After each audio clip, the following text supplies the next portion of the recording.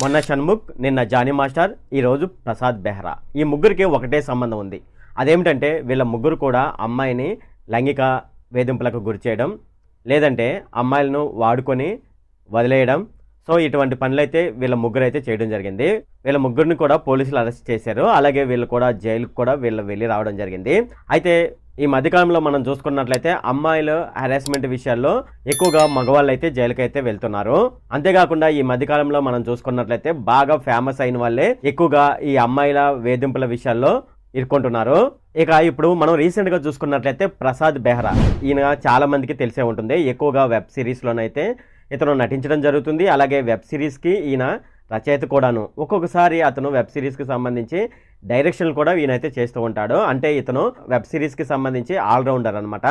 అయినప్పటికీ ఈయన అమ్మాయిల వేధింపుల విషయాల్లో ఈయన జైలుకి వెళ్ళడం జరిగింది. అసలు ఈ ప్రసాద్ బెహ్రా విషయంలో ఏం జరిగింది అనే విషయాలు మనం ఈ వీడియోలో డిస్కస్ చేద్దాము. ఈ వీడియోలోకి వెళ్ళే ముందు నాదొక రిక్వెస్ట్ ఫ్రెండ్, అదేంటంటే ఈ వీడియో కనుక మీకు నచ్చినట్లయితే ఇక్కడ కింద ఉన్న రెడ్ కలర్ సబ్స్క్రైబ్ బటన్ మీద అయితే ప్రెస్ చేయండి. ఇలా మీరు రెడ్ కలర్ సబ్స్క్రైబ్ బటన్ మీద ప్రెస్ చేయడం వల్ల నేను చేసిన ప్రతి ఇన్ఫర్మేషన్ వీడియో అనేది అందరికంటే ముందు అప్డేట్ రూపంలో మీ మొబైల్కి అయితే చేరిపోతుంది. ఇప్పుడు మనం వీడియోలోకి అయితే వెళ్ళిపోదాం.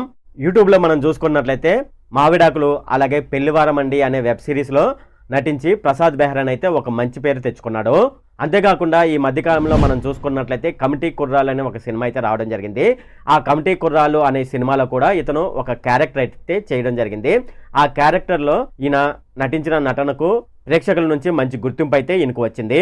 అయితే అనూహ్యంగా మనం చూసుకున్నట్లయితే ప్రసాద్ బెహ్రాని పోలీసులు అరెస్ట్ చేసి 14 రోజులు రిమాండ్కి అయితే తరలించారు. ఈ విషయం తెలిసిన చాలా మందికి అయితే షాక్కి గురవడం జరిగింది. అసలు ఏం జరిగిందనే విషయం మనం చూసుకున్నట్లయితే ప్రసాద్ బెహ్రా తీసే వెబ్ సిరీస్లో ఒక ఆమె అయితే నటించింది. ఆమె అతని పైన తనను లైంగికంగా వేధిస్తున్నాడని, అంతేకాకుండా తనను ఎక్కడ పడితే అక్కడ తాగుతున్నాడని పోలీసులకైతే కంప్లైంట్ చేసింది.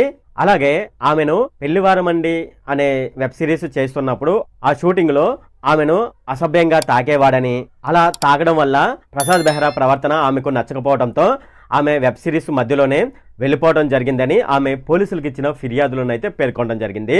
అలా వెళ్ళిపోయిన తర్వాత 1 సంవత్సరం పాటు ప్రసాద్ బెహ్రా ఆమెకు సారీ చెప్పి ఇంకా ఎప్పుడు అటువంటి పనులు చేయనని చెప్పి ఆమెను రిక్వెస్ట్ చేయడం జరిగింది. అయితే ఇది జరిగిపోయిన సంవత్సరం తర్వాత ఆమె తిరిగి మళ్ళీ వెబ్ సిరీస్లో నటించడానికి ఆమె ఒప్పుకోవడం జరిగింది.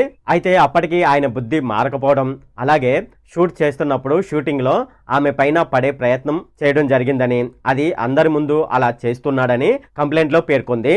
ఈ నెల 11వ తారీఖు మధ్యాహ్నం 2 గంటల సమయంలో వెబ్ సిరీస్ చేస్తున్న సమయంలో ఆమెను ప్రసాద్ బెహ్రా వెనుక బ్యాక్ను తాకాడని, ఎందుకు కొట్టావని అడిగితే అతను సమాధానం చెప్పకుండా సైలెంట్గా ఉన్నాడు. అయితే అదంతా జోక్ అనుకొని ఆ సెట్లో ఉన్న వాళ్ళు నవ్వుకున్నారని ఆమె చెప్పింది. ఆ సమయంలో ఒక పక్క నేను ఇబ్బంది పడుతూనే మరో పక్క కన్ఫ్యూజ్ అయ్యానని, అయితే ఆమె నన్ను బ్యాక్ సైడ్ అతను కొట్టడం వల్ల హయ్యర్ మేనేజ్మెంట్కి కంప్లైంట్ చేద్దామని అనుకున్నానని ఆమె కంప్లైంట్లో రాసింది. అలాగే షూటింగ్ జరుగుతున్న ఎన్నో సందర్భంలో తన బ్యాక్ గురించి అతను అసభ్యంగా మాట్లాడాడని ఆమె చెప్పింది. అంతేకాకుండా తన ముఖం మీద వస్తున్న వెంట్రుకల గురించి అతను వల్గర్గా మాట్లాడాడని, అలాగే ఈ విషయమై నేను హయ్యర్ మేనేజ్మెంట్కి కంప్లైంట్ చేస్తానంటే అలా చెప్పినా సరే అతను దాన్ని సీరియస్గా తీసుకోకుండా అసభ్యంగా మాట్లాడాడని ఆమె కంప్లైంట్లో పేర్కొంది. కాబట్టి ఆమె ఇలా చేసినాడు కాబట్టి అతనిపై చర్యలు తీసుకోవాలని ఆమె బంజారాహిల్స్ పోలీస్ స్టేషన్లో కంప్లైంట్ చేసింది. ఆమె ఈ నెల 14వ తేదీన ఆమె కంప్లైంట్ చేయడంతో పోలీసులు అతన్ని అరెస్ట్ చేసి కోర్టులో ప్రొడ్యూస్ చేశారు. తర్వాత కోర్టు అతనికి 14 రోజుల రిమాండ్ అయితే విధించింది. ఫ్రెండ్స్, ఈ విషయంలో నేను చెప్పబోయేది ఏంటంటే ఫ్రెండ్స్, ఆడవాళ్ళ విషయంలో చాలా జాగ్రత్తగానైతే ఉండండి. ఎందుకంటే ఆడవాళ్ళ తరపున ఎక్కువ చట్టాలు ఉన్నాయి. అలాగే జడ్జిలు కూడా ఆడవాళ్ళ వైపే ఉంటున్నారు. అయితే మగవాళ్ళ వైపు కొన్ని చట్టాలు ఉన్నా సరే అవి ఎందుకు పనిచేయని పరిస్థితి ప్రస్తుతం ఉన్న పరిస్థితుల్లో. సో ఎవరైనా సరే ఆడవాళ్ళ విషయంలో, అలాగే ఆడవాళ్ళ విషయంలో అసభ్యంగా ప్రవర్తించే విషయంలో కూడా చాలా జాగ్రత్తగానైతే ఉండండి. ఇది ఫ్రెండ్ ఈ వీడియోలో. ఫ్రెండ్, ఈ వీడియో కనుక మీకు నచ్చినట్లయితే ఇక్కడ కింద ఉన్న రెడ్ కలర్ సబ్స్క్రైబ్ బటన్ మీద అయితే ప్రెస్ చేయండి. అలాగే ఈ వీడియోని మీ ఫ్రెండ్స్ అండ్ ఫ్యామిలీ మెంబర్స్కి అయితే షేర్ చేయండి. అలాగే ఈ వీడియో సంబంధించి ఏమైనా కామెంట్లోని అనుకోండి, నాకు తప్పనిసరిగా కింద ఉన్న కామెంట్ సెక్షన్లో అయితే తెలియజేయండి. ఈ వీడియో ఎంత friend. Okay, thank you friend.